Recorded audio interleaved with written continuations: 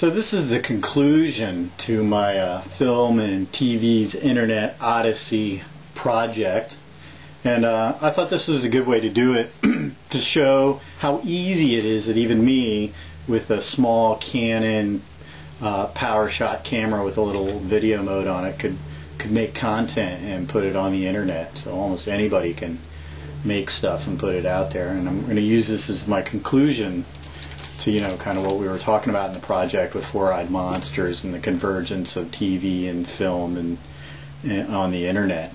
And I'm going to read something from Convergence of Culture by Henry Jenkins, and it's about where old media and new media collide.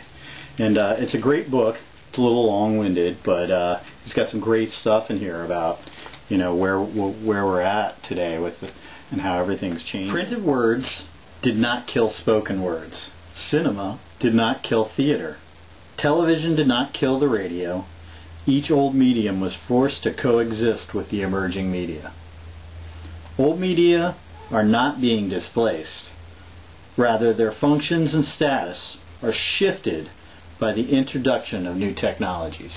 I think Henry really sums it up well there, that we're not taking out TV and film and all these things altogether. They're kind of emerging into this new way that we're interacting and viewing with them.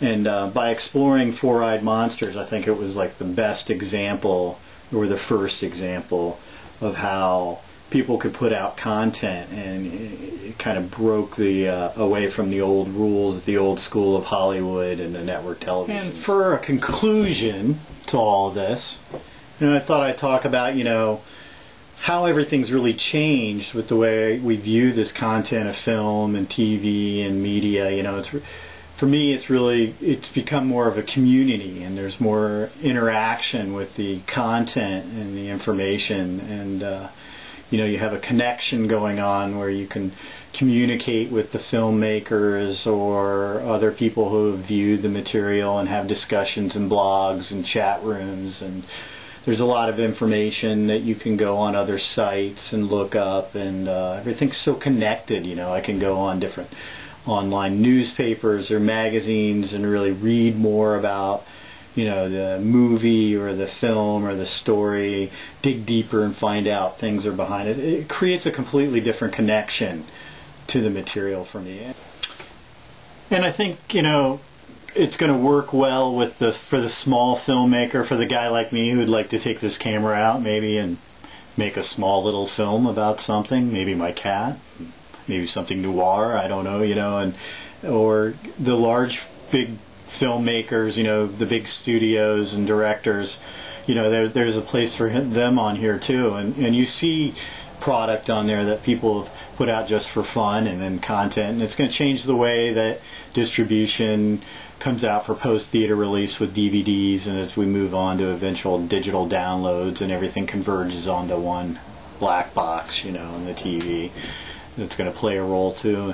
I think the most exciting thing for me is the kind of grassroots indie community thing where anybody can put content out there, and, you know, and it could be viewed. And with the Four-Eyed Monsters project, it's pretty amazing.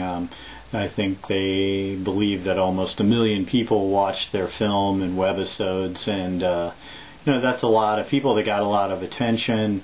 I don't believe that they made any kind of real profit. The numbers aren't out there, but they talked about recouping some of the money, but not all of the money. But I think the value, you know, they got a lot of attention. You know, they got future work, future projects, you know, credibility.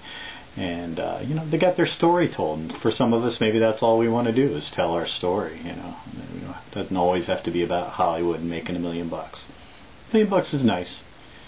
But, and that's it. That's my conclusion on, you know, the odyssey of film and TV on the internet. And thanks for sharing that journey with me.